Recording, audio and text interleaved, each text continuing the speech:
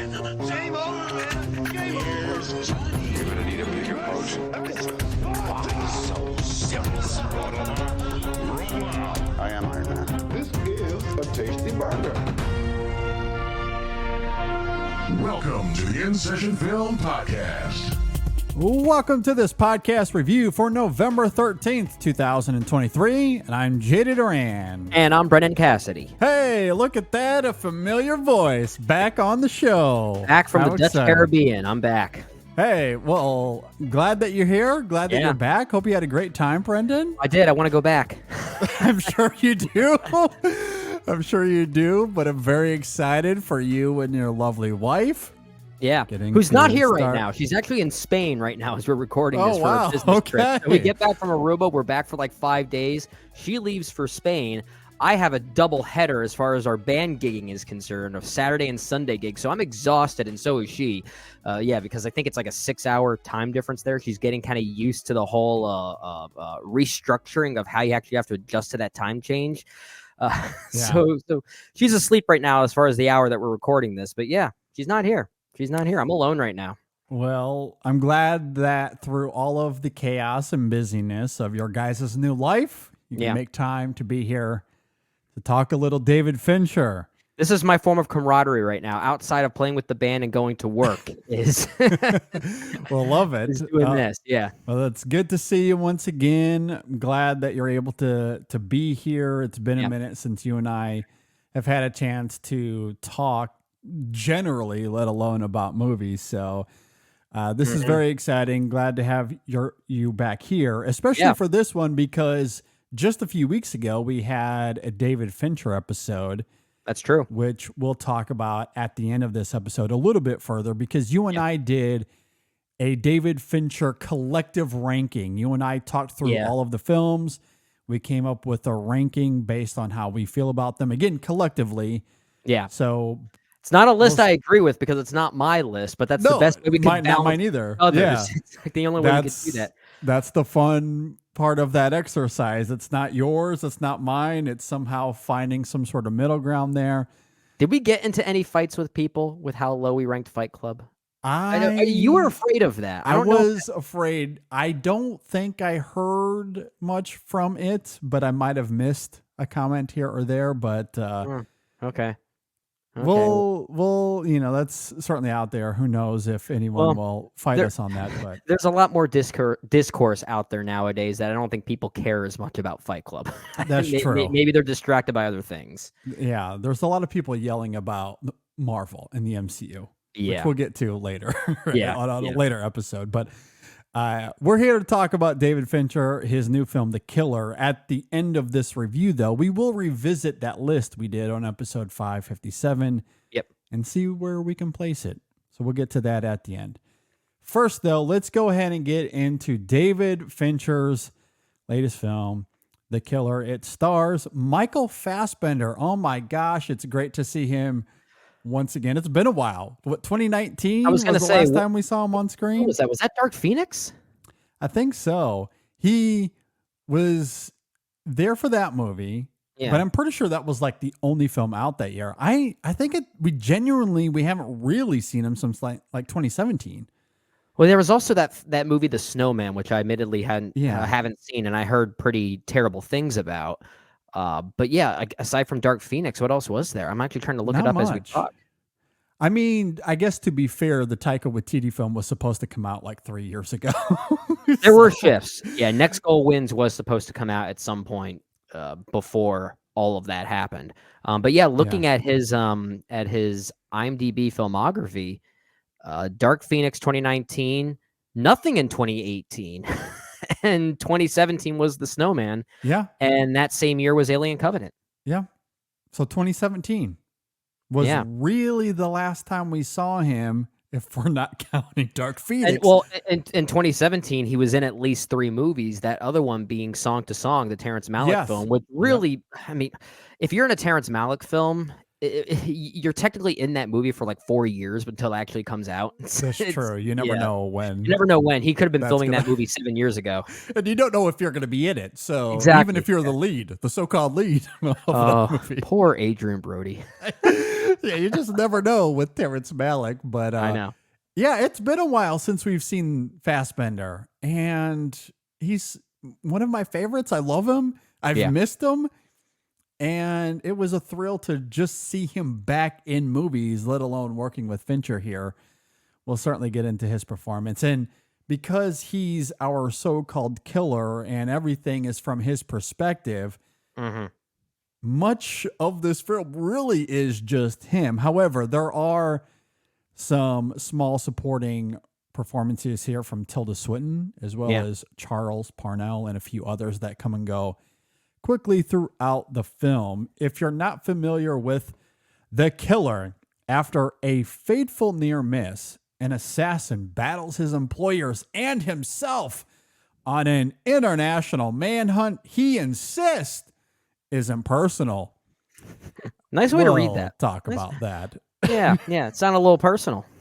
Yeah, might have been just a little bit. Just a smidge.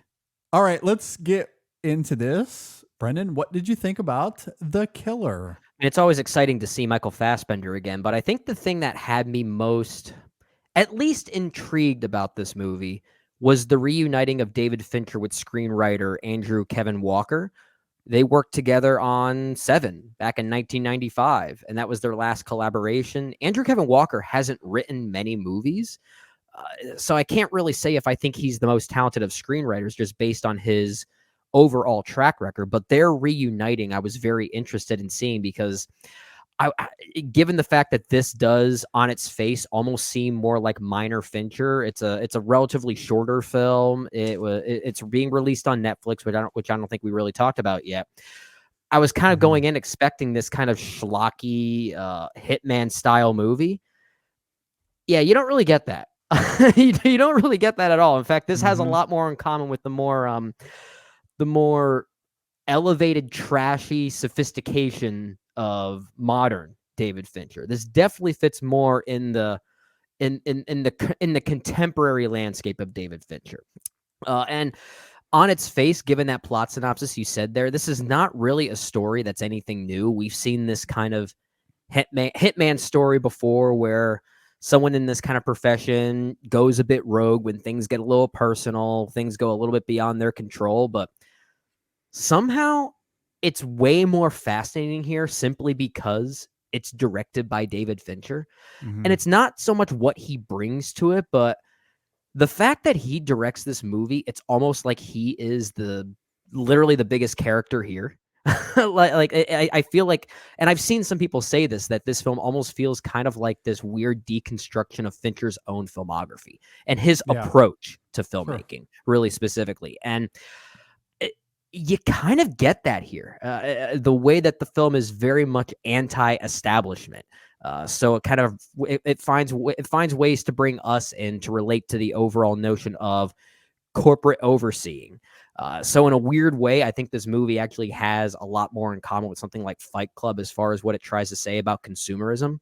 Admittedly, I think this movie does it better than Fight Club does. It sounds like you're agreeing with me just based on the way you're nodding your head there.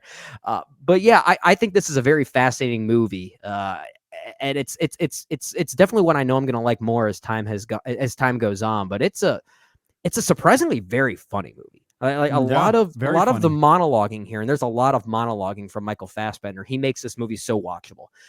But it's got this weird, like, quirky sense of humor to it. This almost like cocky, mean nihilism that's just kind of amusing. And you could definitely sense that was perhaps the point. So I really did appreciate that. I think the dialogue's really sharp. So credit to Andrew Kevin Walker there. And Michael Fassbender, like I said, he's just really magnetic to watch here and to listen to, because most of it is really just a vocal performance. Yeah. And he's fascinating to listen to. It's a fascinating movie. Yeah, I really liked this film a lot. I loved Mank. The hate for that film needs to stop. But this is a return to form for Fincher, because The Killer at its core is a meticulously detailed procedural centered on a character trying to find some sort of justice as his world implodes around him. If that's not a David Fincher movie, then I don't know what is. I mean, you could use that sentiment to describe most of his movies. And like the best of Fincher, it's precise, it's foreboding, it's dark and sharply crafted. It features a central performance that's somehow both unyielding and vulnerable. Fassbender, God, I missed him. Oh my God, I missed him. He is absolutely remarkable here because narratively speaking, as you're talking about there, Brennan, it's very simple, very simple. Yeah. It's not dissimilar to John Wick or Taken, and that his motivation is very lucid, very clear, but that simplicity leaves room for something deeper underneath because initially he emulates this cold soullessness as we see in that opening sequence.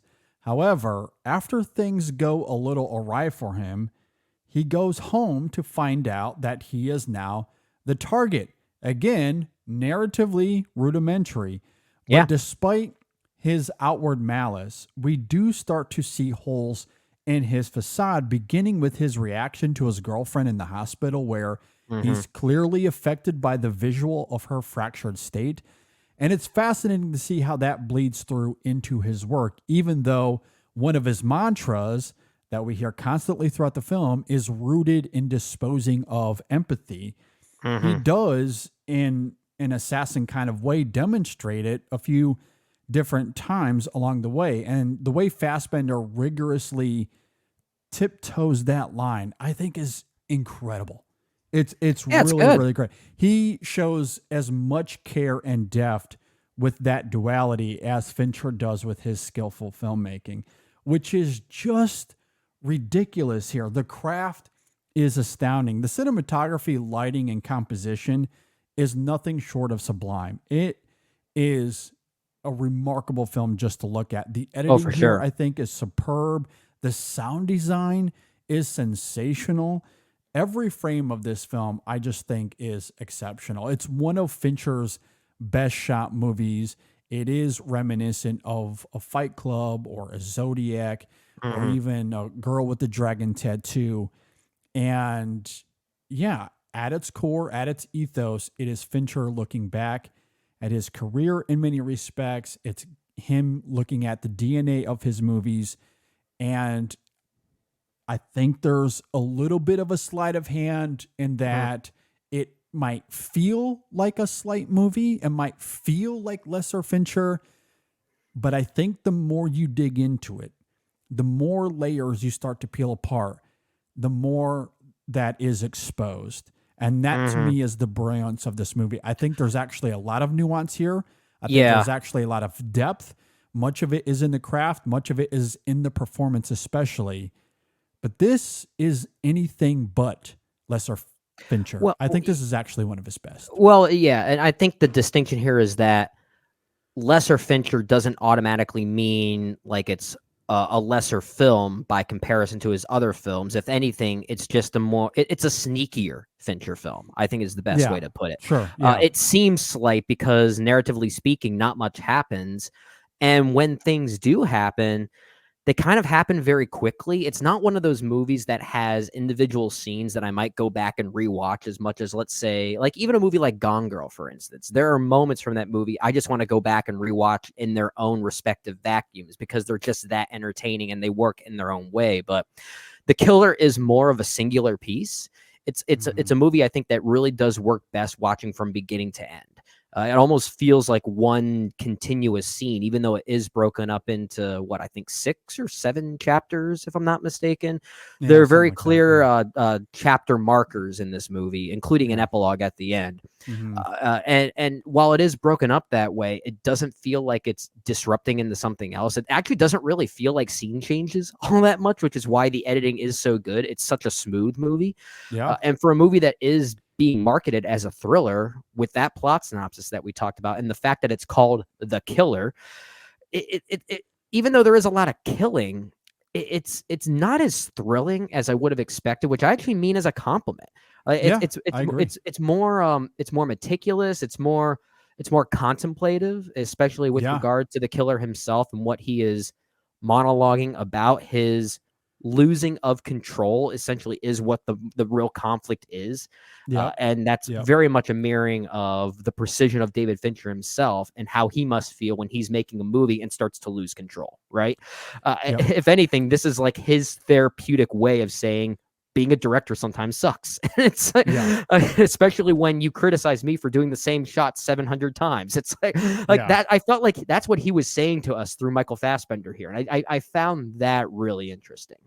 I agree. I think what's so fascinating about this film as it relates to this assassin who has a series of principles and this sense of control that we see in that opening sequence. And I do want to talk a little bit further about it. However, I think it works great in the context of this film, but there's certainly a meta component to it as well regarding Fincher as a filmmaker, because so much of this movie is about this character who has a set of principles and then goes about breaking his own rules. Yeah. This is a man who, as we noted in the synopsis, the opening sequence doesn't go as planned. And in the aftermath of that, he could run and never be seen again. In fact, he's the one who tells us to never improvise. Stick to the plan. Don't ever let it get personal. Well, based on what happens, he should have done that. Don't improvise. He should have, Stick to the plan, take your money, and run away. But everything he does is the opposite of that. Yeah. He may be a killer, but at the heart of this film, he's an unreliable narrator repressing emotion in order to complete a task. But because he fails, someone he cares about is almost killed. Thus, he goes on a revenge tour that is fundamentally emotional.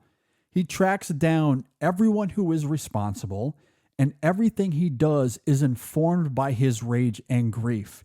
Yet he continues to tell us how empathy is weakness. He's constantly lying to himself so he can get the job done, to kill and move on to the next target. But underneath the facade of that brutality is a man who is motivated by love and anger. It's all about this fallacy of control. It's a deconstruction of his principles. Yeah. I've seen a lot of takes about this being the thematic nucleus of this film, this whole idea of control. And I do agree that's a big part of it, but I think underneath that is this contradiction of emotion, which seeps through not just with his girlfriend who was almost murdered, but also the Dolores character and how he indulges her request. That's not something that he needed to do or had to do. And while he does go through with the whole brutality component of it, he does indulge her request. He shows a little bit of empathy while still being awful simultaneously. Or there's the expert character played by Tilda Swinton, where in their conversations, there are a few times where he almost breaks as if he wants to interject the conversation, but he never really does. It's as if he's allured by how she engages with the world despite having the same profession, and there's something about it that draws him in. Swinton even points to this, points that out, that him confronting her in the restaurant is a bad move. She could easily just scream and make him extremely vulnerable, but that doesn't stop him. He indulges her anyway. And then there's, of course, the client at the end of the film where he demonstrates the most empathy. I find that incredible because when you look at Fincher and who he is as a filmmaker and the reputation that follows him, this is a movie. It's a movie about control, about a character that feels like he has some sort of control or wants to regain some sort of control, made by a filmmaker who defines his own filmmaking ethos by having an immense sense of control. Right. There's a lot of irony there for sure. Those three layers there, it's just really remarkable, and how that sense of control is deconstructed by this contradiction of emotion.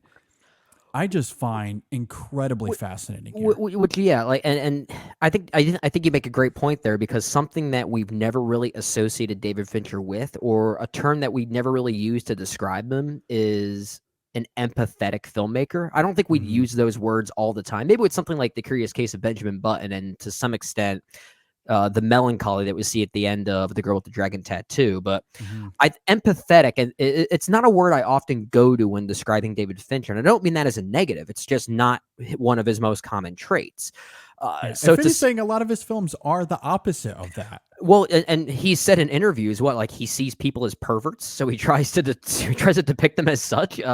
And there is definitely a perverse nature to the killer that still retains those Fincher isms, but yeah, in many ways, this might be his most empathetic movie, because it's kind of a character in the movie as well, which I find really interesting. And it's an empathy that I don't think really should work here, because when you actually look at it on its face, the mere motivation of the killer and what he witnesses with his girlfriend in the Dominican Republic, and what fuels his vengeful side, you can argue it's very underwritten. But in a way that's kind of what I like about it, because it allows the audience to feel some sort of relatability in the simplicity of that story.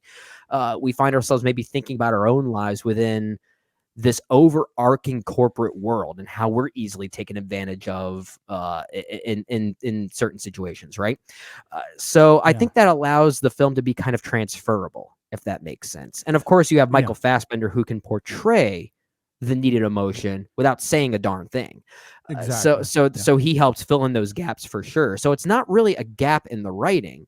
If anything, it's the writing. It's the screenwriting knowing when to take a step back and let other factors detail what needs to be detailed. I agree completely. I think the rudimentary writing here, in terms of the surface level plot, is very purposeful, because Fincher needs to immerse us into this world that on its face wholly lacks empathy.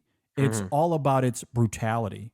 And this is something that Fassbender speaks to quite eloquently in that opening sequence, that in order to do this job and to do it well, you have to be wholly isolated from the world. Or, in how he, speaking of the killer, how he articulates it, I don't give a bleep. A fridge. Yeah. He does not care. And yes, he comes off cold and soulless. And in order to be in this world, and it's interesting how that comes through in some of the dialogue and the statistics he throws out there. And that setup, I think, is important. So when things go awry and he goes home, based off of what we had just witnessed in that first 20 minutes, the last thing we would expect is that he would have roots at home, that he would have some sort of normalcy. He would have a life with a romantic partner. It's such an interesting sleight of hand. In a weird way, this movie kind of reminded me of the show Severance on Apple TV, about this like whole coldness and despondency you have in one side of your life, maybe on the corporate side, the work life that you have, and how you keep that literally disconnected from your home life. So that's where something else that whole idea of despondency and disconnection between work and home life balance is, I feel like, is here. like there is there is something very corporate about this film that I found really interesting. But the way that sleight of hand that you're talking about is portrayed here, I found really fascinating as well. And I think that's all that we need. I think for the film to indulge any further than that, to fully realize the girlfriend character, for example, and really demonstrate who he is away from this world of being a killer, I think would have been a disservice to this specific movie. Like, we really need to be immersed into the pragmatism of the brutality of this job and how it functions for this specific character. They kind of need to be non-characters in a way. I agree. Because that's how they're seen by those he's pushing back against. Exactly. Like they see them as disposable, essentially. Exactly. All we need is the reaction that he gives us in the hospital. And you're right, Fassbender is so great as a performer that he sees her in that fractured state and he's a little bit undone. He doesn't have to tell us that. We see that in the performance. And it's enough. It's similar to the way we react to John Wick and the dog. He doesn't have to tell us that he's heartbroken that the dog was killed. We know why he's upset. Yeah. It's easier with a dog, though, when you have those innocent eyes. But at the same time, it works here because of Fassbender for sure. And then I'll give a little bit of credit to, what's her name, Sophie Charlotte, who plays Magdala, the girlfriend in question here. Now, while a lot of the makeup effects do a lot of the talking for us, there is a briefness there that she's at least able to sell to allow Fassbender to feed off of that energy. Yeah. And they both work well in that one scene. Absolutely. So we see a sense of grief that funnels itself into a sense of rage. And because he's a killer, he knows what's at stake. He goes about trying to eliminate those that are now in his way or those that could come back to him and his girlfriend. And we see that he is an unreliable narrator along the way, but is also effective at his job. So that's a fascinating duality on its own. But as it relates to emotion, I still find it so interesting that, yes, he's still cold and soulless in many ways, but there are moments where the film pauses to deconstruct that idea of empathy and what he shows there to Dolores, as we noted, because she states, and it's somewhat heartbreaking. Maybe this is a little bit of a spoiler, but I do want to reveal it because it's such a compelling moment in this film. Sure. Where she notes to him that, hey, I just don't want you to disappear me. I know what you have to do, but make it look like an accident so my kids can get the insurance money. Yeah. That is maybe the most heartbreaking thing I've ever seen in a Fincher movie. Or arguably anyway. It's up there. It's in the conversation. Yeah. It's this devastating little moment that he doesn't have to abide by, really. But he does.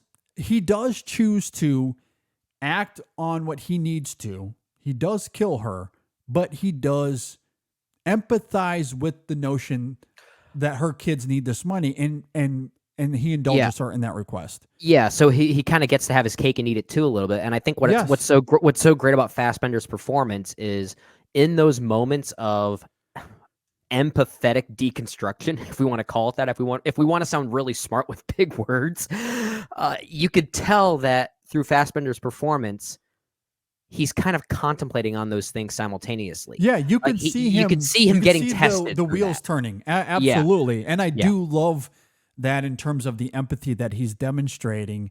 That while he is a cold killer, and this is something he has to do, you do see him working through how he wants to indulge her in this, if he wants to indulge her at all. And I think, I mentioned it earlier, it's also there with the Swinton character as well. I think it's so fascinating to see how he reacts to her, because the moment is mostly Swinton monologuing. I think Fassbender says 3 to 5 words in that entire sequence, but the way he reacts to what she's saying, it's almost as like she represents what his life could be if he wasn't in this world. Like there's a sense of envy almost that she has this normalcy where she can live in New York or Boston or wherever she's in New York, I think. And basically just eating in this high-class restaurant, doing this flight of whiskey with a full bottle with her as well. I was kind of jealous about it, despite sharing the same profession and the same dangers, but she's able to have what on the outside could seem as if it's this normal life, where he's living a life of paranoia, having a house somewhere in the Caribbean. And I think that somewhat plays into his reaction there. It certainly, I think, has a part of his reaction to her there in the end. And I don't think he shows the same kind of empathy, but it's, again, it's the nuance of him. There's a curiosity there that he seems to see in her, and also, but it's a human characteristic, right? Which is something he may have been devoid of. It's in a weird way, it's like this killer's coming of age tale of sports. Well, yeah, because at the very least, what he does is he gives her this last final moment. Yeah, he could have shot her there in the restaurant, although probably not a smart move. Nope, or nope. he could have, forced her to leave earlier than she wanted to. I mean, he's the one that had the gun. She knows exactly why he's there. He could have forced the issue a little bit, but he doesn't. He lets her have this moment. This moment of eating this food, drinking this whiskey and wine, whatever she's indulging there. He lets her have it, and before taking her out there a few moments later. Really, I feel the Brute is really the only character where he just goes full on into it, and the one where he really has no choice in that moment, right? He really has no choice because he was I guess blindsided a little bit by what happens there. But it is interesting to see how empathy does evolve and is deconstructed in a world and with the character where that cold soullessness could have just been utterly nihilistic. And I don't think that it is. Well, I think by the end of this film, that nihilism is almost not wholly removed, but enough of it is removed. It's gradual. It's gradual. Yes. You kind of see it with each person he interacts with. You see it stripped away a little bit more each time. Like there actually is like this literal plateau happening every time he interacts with someone to get more information to get to the client at the end of this movie. And each interaction he has is stripping that onion back even further. So he's rediscovering, or not even rediscovering, he's probably for the first time discovering new forms of empathy with each interaction. Which is maybe why by the time he gets to the client at the end, he shows full-on empathy there. And even so, like the client at the end has this presentation and this persona that seems a bit more disconnected from those he was up against in the first place. Like he almost seems kind of disconnected from this almost like overarching corporate threat that the killer was going off against. So there is kind of this sleight of hand as if to say, oh, this client guy, like you really had nothing to do with this. Okay, you're fine. It's so like in a weird, because it ends kind of abruptly, almost anticlimactically in that way. That interaction's just kind of stopped short, which I was like, oh, that's kind of fascinating. I love the pragmatism of it. I do. Yeah. It's not a criticism to say it's anticlimactic. I actually think it serves its purpose in that way. I agree. I don't think he needed to hear any more than what he did. I still don't even know if the killer fully buys into what he's saying. However, I think he sees enough that maybe he was innocent. As if it's worth finally trying. It's worth indulging in that moment because of the evolution of the character and the context in which that exchange happens. It makes sense that he wouldn't know as much as the killer. And also, he has removed all of the breadcrumbs. So if anything was to happen, there's only one place to go. So the client really has no, like there's no way for him to re-engage without the killer coming back to him directly. Well, and he had just proven that he can get to him despite all of this. I think that's all he I think that's all he needed to do. And then he, like, even from a more practical standpoint, he probably realizes that if I were to continue what I've been doing with this same person as well, would that lead to even more ramifications that would get me into trouble? Like, does this really end anywhere, or does it end with me? And you can kind of get the sense that he's contemplating even the mechanics of it all as well, which is a very Fincher thing to do. I agree. I want to circle back to the opening sequence of the film. Yeah. It might be my favorite moment of the whole movie. It's really great. It's fantastic. Yeah, that whole first chapter. Yeah, it's great for a variety of reasons, but a big reason it's so effective for me is because of how it ends. In the aftermath of it, I weirdly thought of James Gunn, because Gunn loves to be subversive. Yeah. And overall, I love Gunn, but there are times where he's so obvious with his subversiveness and what he's doing that his sleight of hand, if you can even call it that, becomes the predictable thing. And the results can be tacky and presumptuous, such as his Suicide Squad movie, which I borderline loathed because it was frustratingly vacuous in that regard. I'm with you. And this film, directed by Gunn, might have had the same outcome, but Fincher's control keeps it from being a misfire because what happens there at the end of that sequence doesn't undermine the killer as an assassin. There's a lot of narration where he voices his routine, what his stakeouts are like, how he stays focused and physically ready despite the lengthy wait times. He even mentions why McDonald's breakfast is perfectly adequate. Oh gosh, like the way he even says redundancies. Redundancies. And I'm sitting there thinking like, oh, that sounds like Fincher talking to us as well. It's like there's a meta component there as well, but yeah, it's like you're right. Like there is a weird, quirky like sense of humor to it all. It's great. I mean, there's plenty of details that I really love, such as why he looks like a German tourist. I thought all of that was fascinating. It's self-serving to the character, but it's a captivating look behind the curtain of a man who justifies his actions by giving us statistics on birth and death rates, suggesting that no matter what he does, he can't put a dent in those numbers. All of that is great. Now, all of this can seem like a purposeful setup for obvious subversion, and in a way it is. However, it avoids that James Gunn cheapness because he doesn't miss. His aim is not off. He was lethally on target. What happened to him was really just pure bad luck. Yeah.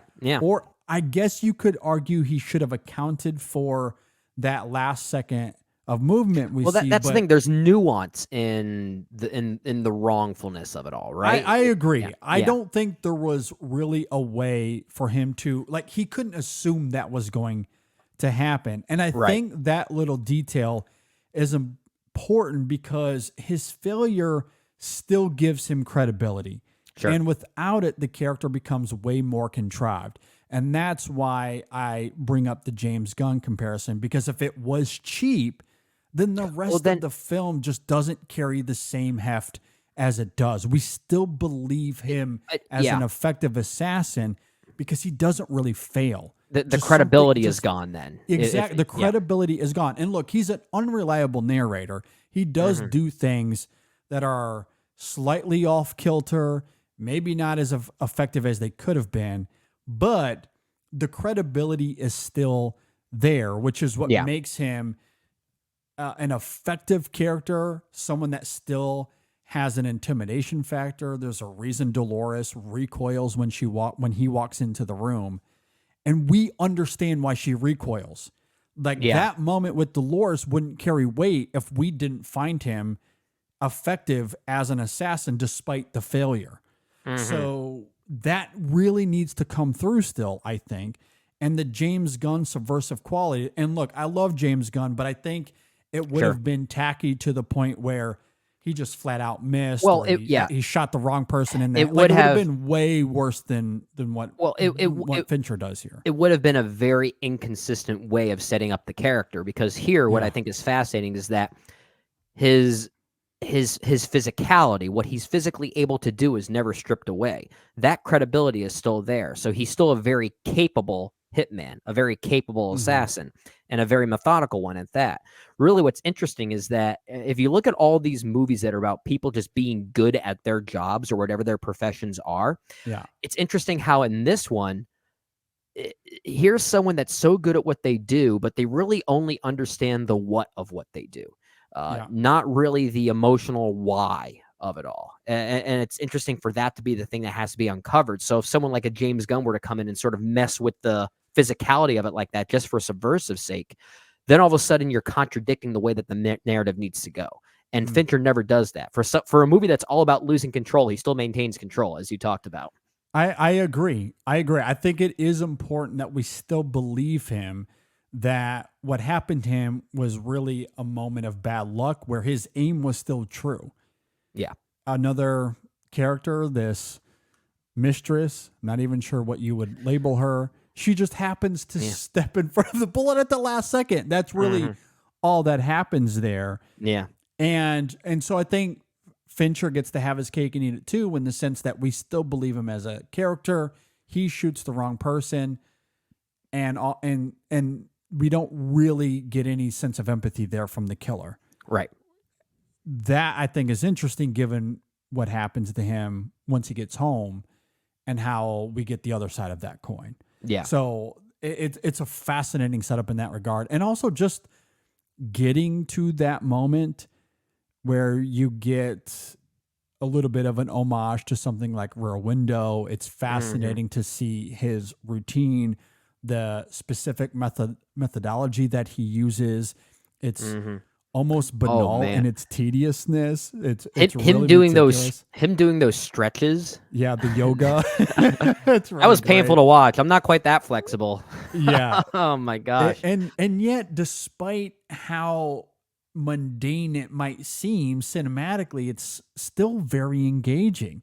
And as you noted earlier, it's kind of funny with some of the stuff that he's saying and talking about there. I mean, as insightful as it is, psychologically speaking, to hear him talk about how he's able to justify all of this in his mind, there's something still a little funny about him just citing these statistics. You know, the birth rate is 1.4 every second. The death rate is, or I think I got it reversed. The death rate is 1.4 every second, but the birth rate is like 4.5. Yeah. Or whatever says, I'm not going to put a dent in those numbers. Yeah.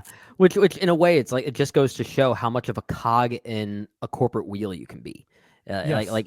Even though you're making like actions that affect people's lives, quite literally in this case, are you really making a dent in the grander scheme of things? And No. you can kind of feel that despondency, and the movie is certainly addressing that too. But I'm with you. I love the whole routine that's established in that first chapter, which is almost like a 20-minute short film in its own right. I love the musicality of it, and I mean specifically the use of the Smiths, the band the Smiths. Yeah. I mean, when I say the music, I don't necessarily just mean Trent Reznor and Atticus Ross, who once again score a David Fincher movie. And I like their score here quite a bit, but it is probably I think it's not quite as memorable as some of the other scores that they've done with David Fincher, but I think that's kind of purposeful. It's really just meant to set a mood as opposed to create a sense of melody like they've done in the past. But going back to the Smiths, I love the way that they almost kind of have an ironic place here tonally. It feels so off, and I love that. I really do. Yeah, the use of the Smiths here is really great. The sound design of it is really fantastic as well, because the film will go between diegetic and non-diegetic a few different times. And while I'm not as familiar with the Smiths as others are, others have pointed out that the song choices, like the titles of the songs, offer some great irony to the imagery on screen. They do. And I might not be as in tune to that, but that's such a Fincher thing to do, given how precise and methodical he is as a filmmaker. And also, speaking of, I love the pragmatism of this film, where, you know, speaking of that opening sequence, we talked about how we get to see his mythology, and the film takes its time in laying all of that out. We get to see it, but we also hear Fassbender narrate a lot of what's going on there, which is great. However, once he shoots and we get the, again, it's not really a misfire, it's just an accident, but it leads to this chase. And it's interesting, the sleight of hand even there, because Fincher shoots it as if it is this chase sequence, as if he's running away from the cops and trying to escape, but really nobody's after him. It's just his paranoia, which I think is really fascinating cinematically and psychologically. Chase without a chase. It's a chase without a chase, but throughout the sequence, it's interesting to see how the character responds, right? Because he throws the barrel into the gutter. He throws the other part of the gun into a dump truck, and he dumps the helmet into the river, so that way no one can trace these things back to him. And his safe house is really just a bathroom in this tire shop, but it's as if that was planned before all of this went down. At least it seemed as if everything was so thought out, even if he is improvising, which he might be a little bit, even though he's not supposed to, right? Because that's one of his mantras. Don't improvise. He's at least preparing for the worst if the worst were to happen. He talks about how he has like at least 6 storage facilities around the entire country. So like he's got supplies set up across the entire country in case something were to happen. So he has thought ahead, just as far as how it affects his personal life. He wasn't prepared for that. Yeah, absolutely. And I love those little details, the way he discards the weapons or anything that could be traced to him. The use of rental cars and vans is interesting in that same way. You talked about the storage units that he has in multiple cities, which leads to one of the funniest gags of the film for me, where he talks about how maybe one day it'll be fascinating if one of his storage units ends up on Storage Wars, the TV show. Yeah. That was great. Really great. That was great. I love that. Or the moment where he's in the hotel, I think is interesting, again, in terms of the pragmatism, right? Where he orders the room service and he's not interested in the food. What he really wants is the knife, and he wants the glass and the tray. Yeah. So he can set up the glass and the tray. So if anyone tries to get in, it knocks it over, makes a loud noise. Yes, and he has a knife ready to go. Clever, yeah. So like it's like those little details I love. And the film doesn't explain any of it. We just watch it unfold and we understand what's happening because of the visual imagery there. Absolutely. I mean, Fincher's direction here, I think, is immaculate in that regard. And it's amazing how this movie, as we talked about earlier, is about deconstructing control. Yet Fincher seems to have an immense amount of it. I mean, maybe it's not a flawless movie, but the craft here is just astounding. And it certainly seems pretty flawless in many respects, I think. But I do love that psychological polarity. Yeah, I have one, I don't know if I want to call it a flaw, but there's one scene in this movie I did not love. And it's the one thing that holds it back from maybe one of my favorite Fincher films. You mentioned the scene with the Brute. There's a fight scene that happens maybe midway through, and it emphasizes the brutality. For some reason, that fight scene didn't really work for me. And I think it's primarily because of how the camera is literally like quivering throughout the entirety of it. So there actually is a literal shaky cam throughout it. It weirdly heightens the energy to such a degree that I found it comical in a way that I don't think it was going for. Like it kind of reminded me of what I didn't like about Panic Room. Like the way like some of those sensibilities get heightened to such a degree that it almost becomes like self-parody. There are moments where I thought that fight scene got very close to that for me. And I think if anything, if the camera just stayed still, I probably would have been okay with it, because the choreography is really good. The staging of it all is really good. And the way that the sound mixing and sound editing complement each individual hit and smack are really good too. But I just wish the camera stopped and like literally just stopped quivering, and it just adds a silliness to it that I don't think it was going for.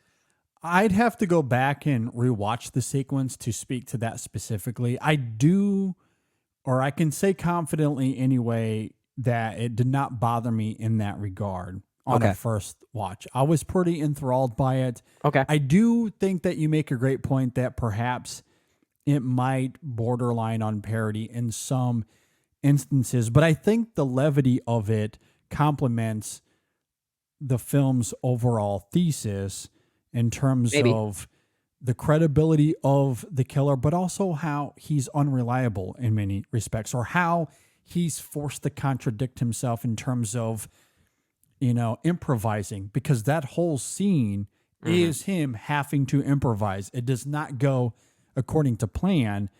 And that completely throws him off his game, which is what he's not accustomed to. Again, going back to what we were just mentioning a moment ago about how this film is deconstructing control. Here's a moment where the killer has very little control. Well, and I think in the middle of this fight that he did not anticipate, and he's literally and his voiceover is literally interrupted. It basically proves how the voiceover narration is literally a voice in his head in that moment. And it says, like, what's his mantra again? Trust no one is one of the things he says, and it's literally interrupted. Trust no smack. Like, and it's absolutely. And so I love how he's thrust into this position of having to improvise.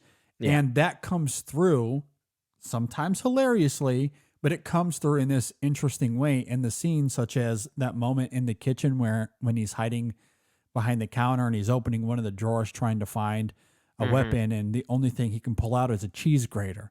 And he looks at it in disgust, like, man, this is the only thing I could find in that drawer. And he literally throws it away and uses it as a distraction. So at least he does something pretty smart with it. Absolutely. And it is effective in that regard. And maybe that shaky cam that I had an issue with is meant to convey that lack of control or that improvisational nature. Maybe that's it. Yeah. There is such an extremity to it that I couldn't help but think this just seems kind of silly. And maybe it's meant to, but I don't know. I'm not sure if it's in a way that complements the overall trajectory of the film. So I'll have to think about that a little bit further, but it's the one scene I was a little bit unsure about, to say the least. Yeah, that's fair. I will say this, though, especially given the immense control that I feel like Fincher has as a filmmaker, that sequence is 5 to 10 minutes of this movie. So I don't think it's a huge distraction, even if it is a distraction in the moment. It was not for me, though. Gotcha. I still found it effective because of how the film is deconstructing control for the killer. The levity in it, I really like. And the overall choreography of the fight, I still think fits the pragmatism nucleus that is at the core of the film. It's one of those scenes I did think to myself, this may have worked better if I saw it in the theater. Rather than have a small screen at home to experience this through. The big screen may have been able to, I guess, convey the necessities of that a bit better. And this did get a short run in theaters, but it's playing on Netflix now. And for what I understand, it's not even playing in theaters anymore. Or if it is around here. At least not here in Philadelphia, as far as I know. But it might be playing in some big cities like in New York and LA or something like that. So for those of you listening, if you do get a chance to see this in a theater, if it is still playing anywhere, I do think this is something that needs to be seen in that way. For sure. I liked that sequence on the whole. I will say the best part of the Florida sequence is the moment when the killer is driving by the house and scoping it out. And in voiceover, you hear Fassbender say, speaking about Florida, he says, "You won't find a place with more like-minded people outside of a penitentiary." And as someone that lives in Florida, you must have really chuckled at that. It is so true. I was dying. That's absolutely funny. hilarious. That's funny. So loved that little piece of levity. I do like that sequence on the whole. I'd say probably the New Orleans sequence is my favorite of them. Okay. I don't know if you have a favorite sequence or not. I don't know. There's something about the way he handles his agent there. I can't remember the character there played by Charles Pinar. The lawyer, I guess it just goes by. Hodges. Yeah.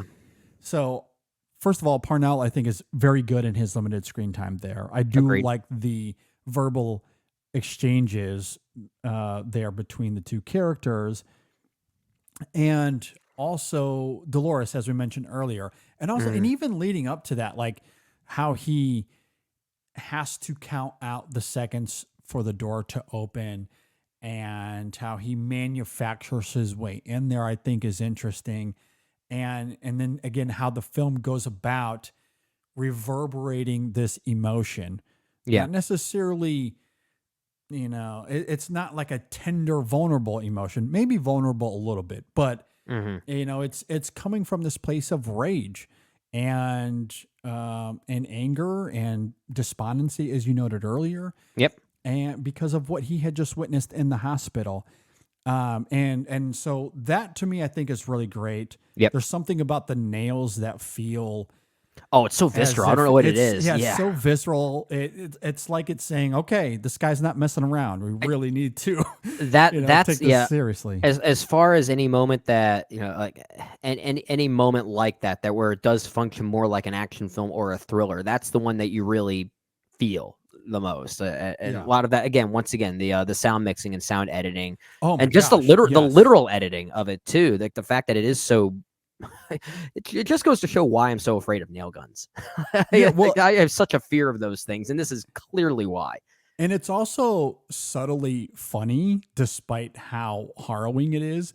Yeah. Because he shoots the nail guns into his lungs. Mm-hmm. And this circles back to how unreliable he is as a narrator, right? Because he says something like, I have 4 to 6 minutes before his lungs collapse and they fill with blood, and then he dies. But in reality, he's dead within 60 seconds. I was going to say, minutes. Like, it's way faster than he anticipated, which I think is a funny, like a weird, darkly funny little moment in the film. Yeah, as if he's really saying, like, yeah, you actually have no chance. Yeah, I'm making you think you have a chance before you actually die in like 20 seconds. But that's a negative to him because he was trying to extract information. So the fact that he dies beforehand is something that he did not anticipate or want either. Yeah. So like that just adds to, again, that sense of control that he thinks he has, but not really. Mm-hmm. It is definitely an oopsie kind of moment. Yes, like this accidental oopsie, which happens a couple of different. That's the thing, times because at first I thought it was an early form of empathy by killing someone he felt like he still needed to, but making that person think in their last moments they still had a chance. To at least kind of relieve them of any teases them pain. with the 911. But maybe in a way to kind of relieve them of that stress, of that sadness that you might have as you're killing over, just to think that okay, maybe there is some glimmer of hope here that I'll be okay. Nope. No. I think that moment is, at least my interpretation of it, it's was an oopsie. Wholly, I think it works better given the thematic crux of the movie and when it happens in the movie. I think it makes more sense to see it as a mistake, as you're saying. Yeah, it's absolutely that. And it leads to then the moment of empathy we get with Dolores. So like, I just love how all of that comes together. The moment with Tilda Swinton, though, in New York is also really great for the reasons we mentioned earlier. Mm-hmm. I do love that. I think the opening scene is probably my favorite in the movie. Simply because for a director that's all about the process. I love the way that he verbalizes and details the process there. All right, I want to circle back before we get to final thoughts here on consumerism, which is something you brought up earlier in the film. Oh yeah, this is basically Fight Club Part 2. Well, it's so fascinating, right? Because consumer culture gives us easy access. It makes our lives more comfortable in many respects. And it is hilarious how Fincher taps into this both in a meta way and also in context of the movie, because he demonstrates how consumerism impacts the killer's routine, whether it be McDonald's, as we noted earlier, and why it's adequate food for him, or Ace's hardware store as a means to get supplies to pull a job, in particular, this huge trash can and the nail gun and the nails, or using Enterprise Rent-A-Car for all of his travel purposes. Like, Fincher doesn't hide these brand names from us. Instead, they are brazenly interwoven into the killer's plans, and it informs so much of what he does. And on one level, it suggests how these things make the killer's job easier to pull off, and maybe Fincher is pointing to the unforeseen consequences of consumerism. But on another level, Fincher has been extremely vocal about the access of Netflix and how they're, by his own words, one of the best studios in Hollywood. And I don't know if there's a more prominent brand right now as it relates to online consumerism other than Amazon than Netflix. So it's kind of funny how he's become a champion for a corporation while also being a high-class artist who's a master of his craft. It's amazing how those two things can coexist. And I do think in that regard, this is a commentary, not just on his previous work, although he denies that explicitly, but I do think it is there a little bit. But it's also, how art is shaped by the ease and access of consumer culture. I think all of that is very much a big part of this movie. Well, you can have both ways, right? Like, it can make things easier, but it can also be a catalyst for that despondency that we keep talking about, right? When things are so easily accessed, whether it be online streaming, online gaming, fast food, for instance. McDonald's and Starbucks are also all over this movie, right? Yep. That does create a mindset of a blankness, right? When you become so used to the easy routines, right? That there's no sense of adventure, no way to break out of that, which does make his statements about Netflix all the more ironic. At first, when he said those things, I actually thought he was kidding. Like, I actually thought it was part of the joke. Like, in a weird way, it's like maybe like part of the movie's commentary in a weird way. Like, he's kind of sucked into that himself. But I don't know. I do think I think the answer to that is kind of yes. Like, it could be both. Yeah, I think he's commenting on the fact that he has been able to, I guess, make the movie he wanted to make in an easy way by going straight to Netflix. But at the same time, there is the consumeristic mindset fueling it too. Yeah. Well, Guillermo del Toro, when talking about this film on Twitter, said it's nice to see that, I think he said this is a movie and a film at the same time. Yeah. And I think that speaks to this whole idea of consumerism. I think Del Toro is right in that regard because, sure, it's a movie. It taps into genre in many respects. But as it relates to consumerism, this is something that is easily attainable, that we all have access to. It's Netflix. It's easy. We can watch it at home. But it is a master craftsman working at his very best, I think. Even if we remove, maybe we can talk about how slight this is. We can have that debate. I don't think anyone will argue, though, the craft of this movie. No. The cinematography, the sound design, the music, everything is great in that regard. Smaller Fincher doesn't mean lesser Fincher. If anything, like we talked about, it's sneakier Fincher. It might be quieter, more contemplative, but it doesn't. I mean, it just doesn't quite have the grandness or the schlockiness of, let's say, like Gone Girl or The Dragon Tattoo, for instance. It doesn't quite have those same maneuverings, but it doesn't need it. I agree. I don't think it needs it. It's a little cleaner in that regard because the film is really, it's tapping into, it's more contained, a rudimentary structure Yeah. that allows for the pragmatism and the visuals to really carry the heft of this movie. And I think it does it Sure. in a great way. However, again, most of us are not watching this in a theater. We're going to watch this on Netflix, and there is a convenience to it, as there's a convenience going to McDonald's in the morning and grabbing, you know, an egg and cheese McMuffin, and that's your breakfast as you get ready to kill a guy. Yeah. You know? Yeah. So like, you know, I think it's fascinating to see how consumerism is such a big part of the killer's routine. He needs it. He goes to McDonald's. He goes to Starbucks. Yeah, it's convenient. He goes to Aces Hardware. He goes to Enterprise Rent-A-Car, as we all do. He's no different than anyone else in that regard. He uses consumerism to his advantage, which is maybe a fascinating juxtaposition to the whole Tilda Swinton moment, right? Because it seems as if she's living a world outside of that. She's going to these high-class restaurants and has this nice she's above house in New York. consumerism. She's above consumerism. And I think that adds to the complexity of that exchange between the two of them and how all of that unfolds. Yeah. But for the killer, he utilizes those things. And I think this film is speaking to, again, not necessarily a bad thing. You know, consumer culture is something we all engage in. It can be both, like we talked about. It can be both. It's convenient. It allows you to get through your day more quickly and more efficiently. But if you become sort of addicted to it, it can, we keep going back to this word despondency. It can become sort of a catalyst for stripping away the empathetic side of your life, right? And it can be both. It could be a blessing and a curse. Absolutely. Just like if all you watch is Netflix, probably not great. No. Maybe expand a little bit beyond that.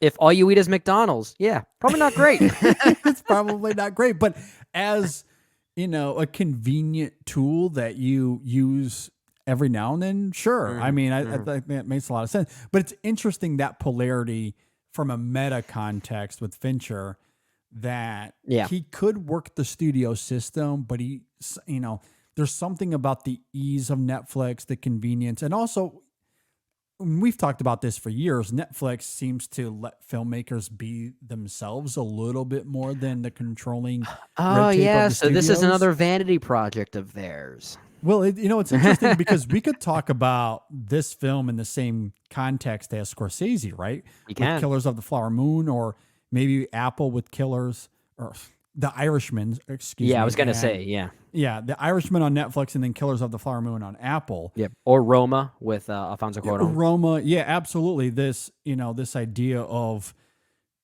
letting art coexist within the platform of consumer culture. It's an interesting, because Scorsese finds himself in a lot of the same space as Fincher. I mean, the studios are not funding Scorsese. They're not anymore. Yeah, fair. It's Netflix and Apple. Fincher is finding himself in the same space. So it's like he's commenting on consumerism. I don't know if he's advocating for it, but in a sense he is, because he's the one saying that Netflix is the best of them. Yeah. So it's just an interesting duality.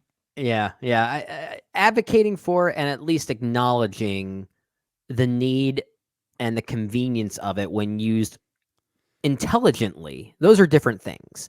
And I think this is why the film is very much a case of a director having his cake and being able to eat it too, because he's able to make both arguments almost in the exact same way. Yeah. And I think that's why I love what he's doing here more so than what he does in Fight Club. One, I think he utilizes it way better here in terms of the killer and how it is. Well, it's more such a complicated fundamental here. part of his routine. It's more nuanced. It's more complex here. With Fight Club, really the I guess the charm or the complexity of the way it details consumerism is the fact that it sort of predated the whole Amazon craze.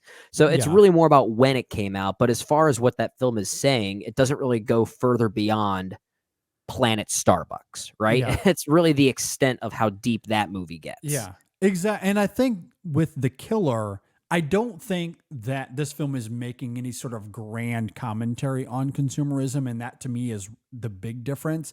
Sure. I think it's incorporating it into the killer's routine, again, suggesting how, the easy access of it, how it makes our lives more comfortable and easier, and how that coexists with high-end craft, whether it be the killer and how he's productive within his craft, or when we're talking about Fincher and how he makes this movie on Netflix, the McDonald's of Hollywood studios. You know what I mean? Yeah, fair. That to me is why I find it so fascinating. And maybe that's a little bit of the when this movie is made part, because this is coming out at a time where he is in bed with Netflix, which is very different from when he was working with the studio systems when Fight Club came out. So the when of it all, I think, makes this all the more fascinating. Now, another 20 years from now, maybe we'll look back on this the same way we do with Fight Club in that regard. I don't know. I don't think we will. And the reason why I say that is because of the nuance that we kept talking about here. The fact that this movie isn't necessarily a condoning or condemning of consumerism, but really just how the convenience can be utilized for better and for worse. There are two sides to that coin, which is that's when thematic ideas like that age more gracefully. When they don't pick a side, right? I agree. Yeah. But Fight Club kind of does pick a side, which is where I think that's in a way, as we talked about with our Fincher ranking, that's kind of to the film's detriment in some ways. It's very much a time capsule movie because of that. Yeah, I cannot agree more with that statement. All right, do you have any final thoughts on The Killer? Movie rules. It's a really good movie. Yeah, definitely one of the better films so far this year. I agree. I really like this film a lot. Again, I'll just echo that. I don't think that this is slight at all. It might seem like a John Wick on the surface, and the writing of the film is a little rudimentary in that regard, but I love that. I think it leaves room for a lot of the nuance we've been talking about to unfold as the film goes. And a lot of it, yes, is in Fincher's filmmaking, but Fassbender's performance is so good here. It's really good. Interesting because there's a lot of narration, but his physical performance is actually quite introspective. Yeah. It's very quiet. Yeah. Like he's not really delivering a lot of dialogue here. When he does, I think it's very good, but it's a stoic physical performance. It's mostly just the physicality of it more than anything else. True. And I think he carries that, assassin persona very well. And again, when we were talking about the film's emotional vulnerabilities, the empathy that is evolving over the course of the film, like you really do see the mechanics of that in his performance, in his facial mannerisms. You see him thinking about these things in a way that builds credence to those thematic ideas. Yes. That I really love. That I think is so great here. So that sense of control, can he, offer empathy despite the brutality that he displays? It's like he's finding his humanity that he didn't know existed. Yeah. Just, that's why I call it a coming of age film. Yeah. It's such an interesting polarity in that regard. And it leads to a final shot that I just think is incredibly graceful. Yeah. And weirdly poignant in a way. Yeah. Like it just not something that you would expect given what had preceded the last 90 minutes. No, not also preceded Fincher's own filmography, right? Yes, exactly. Very, very rarely does he portray moments like that or even crystallize his movies with a sense of either emotional joy or melancholy. Like really the only ones I can think of are maybe the Curious Case of Benjamin Button or The Girl with the Dragon Tattoo. Those two. Yep. Seven has it as well, but there's such an extremity to it that it is also just as much about the thrill as it is about the devastation of it all. So it's not toned back by comparison. So I get that, but I mean, there is still a devastating nature of that movie for sure. I mean, I think you could argue the game a little bit. Like this is the way this film ends, I think is maybe more like the game than anything else in the sense that perhaps there's this huge epiphany that comes about because of what we see A to Z that is maybe unexpected. It's really in those final moments where the film kind of gives credence to this final revelation. Yeah. That I think is fantastic. So, this is a very David Fincher movie, and I loved it as much as I love Mank. And again, the hate not deserved, but this is an interesting return to form for him. If there's any, hate's not the right word, but I feel like maybe the detractors for Mank, it's really more to do with how much of an outlier it feels like in Fincher's filmography. Like visually and even tonally, it does feel like an outlier in a lot of ways. But that's something if you told me Fincher didn't direct it, I could have believed you.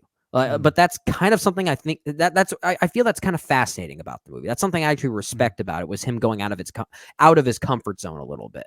I'd say the same thing about Benjamin Button, which I like a lot more than you. For me, but I know you like it a lot. Yeah. But you could. Those two almost don't feel like Fincher movies, and which is fine. Like I love Mank that it's not a conventional Fincher movie. Same way I'm sure you feel about Benjamin Button in that regard. Sure. And this might be a return to form, but I also feel like it's distinctly unique.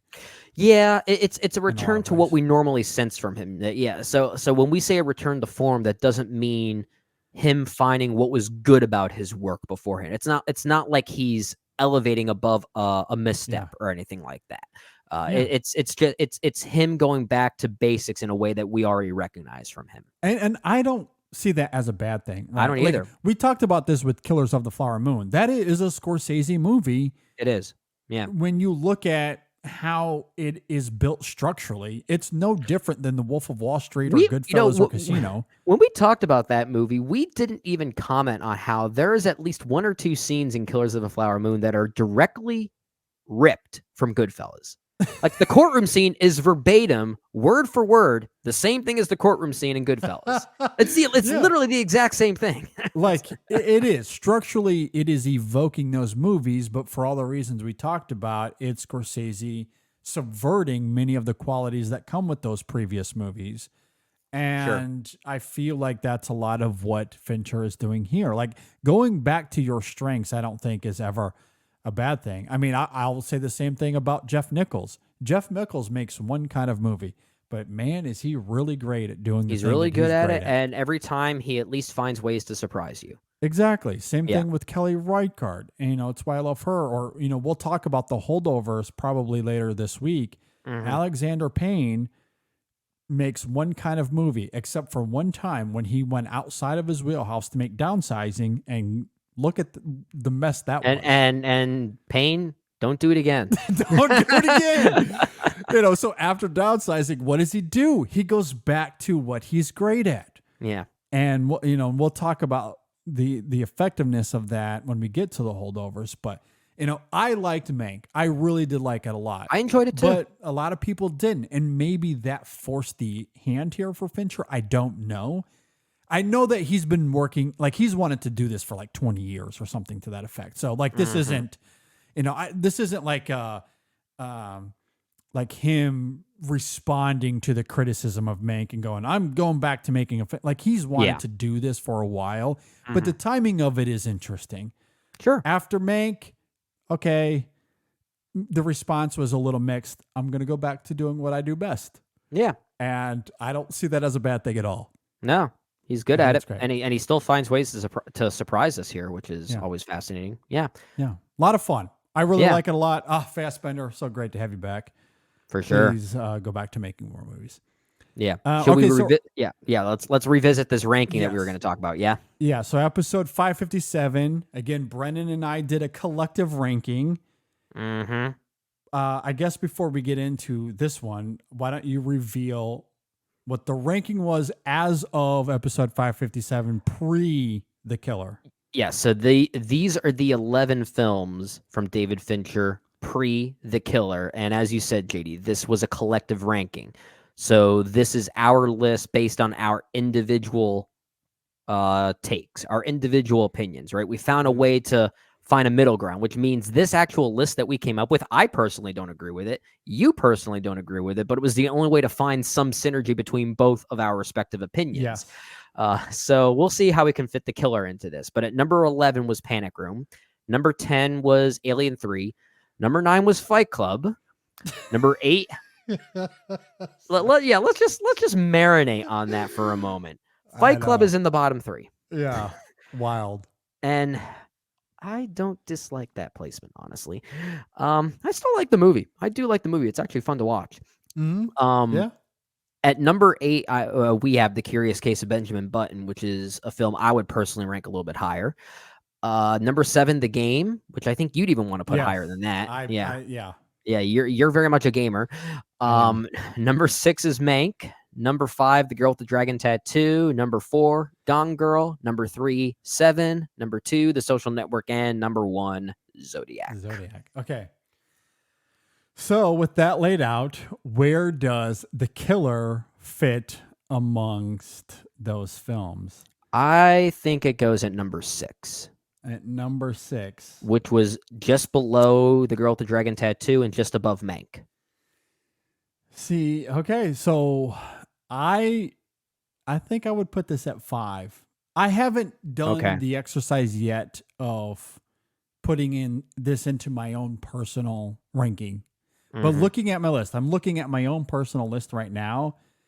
I have Zodiac at 1, Social Network at 2, Gone Girl at 3, Seven at 4.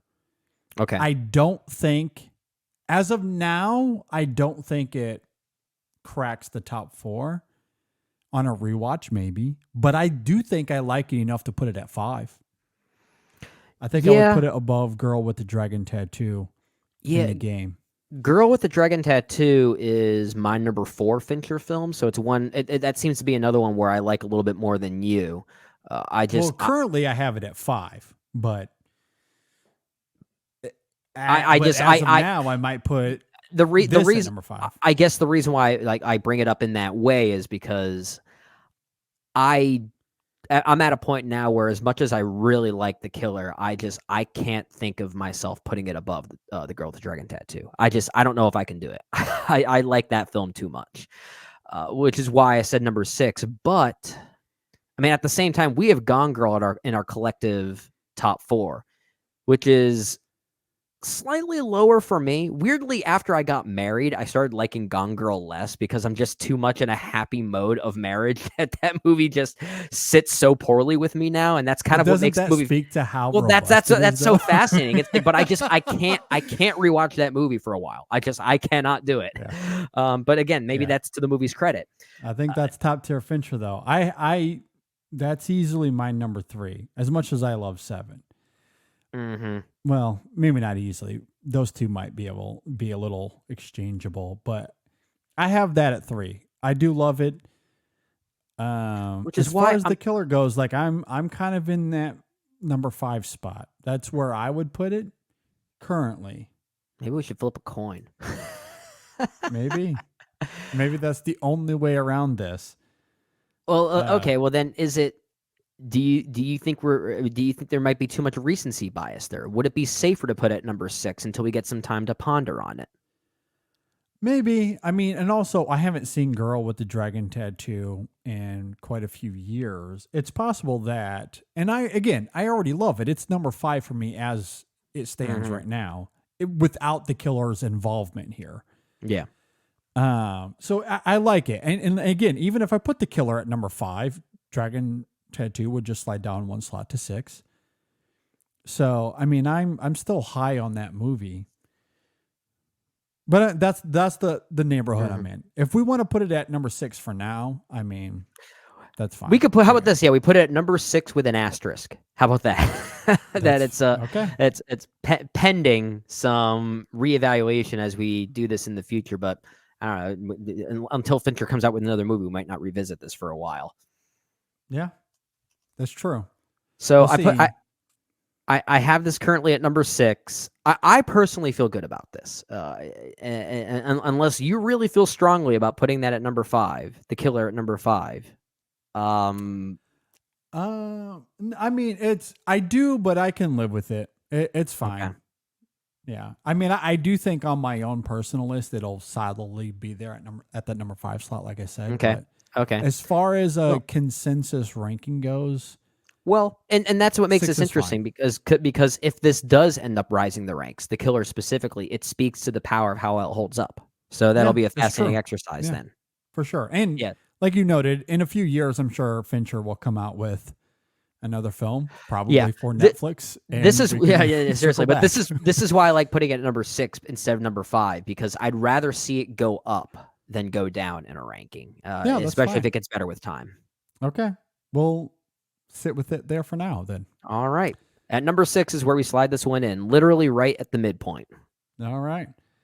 Sounds fun. We'll get back to this in a few years when he comes out with his latest film, but that'll do it for now. If you agree or disagree with any of our takes, be sure to hit us up on social media, Facebook, Twitter, Instagram. You can email us in sessionfilm@gmail.com if you have any thoughts and you want to email us in long form.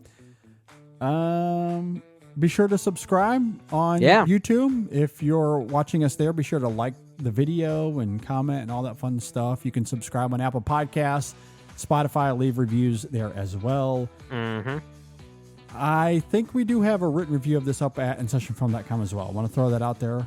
I can't recall who did the review, but we do have one there at InSessionFilm.com. Oh, okay. Any final thoughts, Brendan, before we get out of here? I want to go back to Aruba. That's where I want to go. Yeah. That's where Fassbender's The Killer lives. I want to see that. I want to see that movie. I think it's... Doesn't he go back to the Dominican Republic? It's the Dominican Republic. But. Yeah, I think that's where he goes back to. But maybe he'll go to Aruba for the sequel, The Killers. Yeah, The Killers. Yeah, exactly.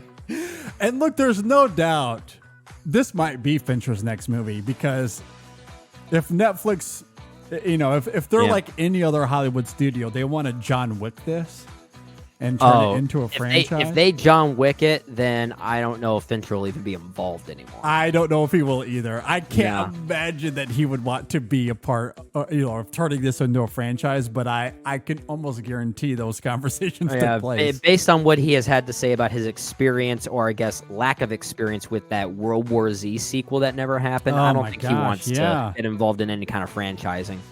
But again, I think that also plays a part of why he feels so drawn to Netflix and not the studio system, because that was the nonsense of the studio system. Yeah. He hasn't had those problems, at least not to that degree, with Netflix. Not yet, anyway. Well, yeah. And you know what would happen if Fincher does direct a sequel to The Killer? He'll double down on those consumerism angles. And at one point, he might, I don't know, like blow up a McDonald's or something like that. Who knows? Who knows? Maybe he'll end up at a Netflix facility or something like that. Yeah, I think there's a real possibility that they franchise this John Wick style without his involvement. That's probably the likely scenario. Yeah, like they tried to do with The Girl with the Dragon Tattoo with the Girl in the Spider's Web, directed by Fede Alvarez, and you could definitely sense that was not an artistically mandated project. Exactly. That's probably where this is headed if I had to guess. Yeah, same. We'll see. At any rate, thanks for listening, everybody. Thanks for watching. We'll see you next time on the In Session Film Podcast. Oh, Fassbender. Oh, I love Finchy. you. So good to see you. Finchy.